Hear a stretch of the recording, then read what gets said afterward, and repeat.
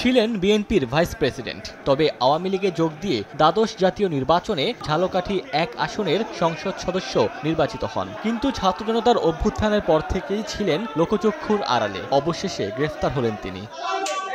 অভ্যুত্থানের সময় BNP office ভাঙচুর ও নেতাকর্মীদের ওপর হামলা মামলায় বৃহস্পতিবার গ্রেফতার হন সাবেক সংসদ সদস্য শাহজাহান ওমর। দুপুরে আদালতে তোলা হলে তাকে কারাগারে পাঠানোর নির্দেশ দেন বিচারক। যে বৈষম্য ছাত্রবিরোধী আন্দোলনে শেখ হাসিনার দোসর হিসাবে তার ইন্ধনে ঢাকা রাজপথে শত শত ছাত্র জনতাকে হত্যা করা হয়েছে, সেই সমস্ত মামলায় আশা করি তাকে গ্রেফতার করে তাকে দৃষ্টান্তমূলক শাস্তি বিচারে আওতানো হবে। অভ্যুত্থানের পর নিরুদ্দেশ শাহজাহান ওমর হঠাৎই বৃহস্পতিবার সকালে নিজ এলাকায় ফেরেন। তার উপস্থিতির খবর পেয়ে ক্ষিপ্ত হয় স্থানীয়রা। এ সময় রাস্তায় তার গাড়িটিও ভাঙচুর করা হয়।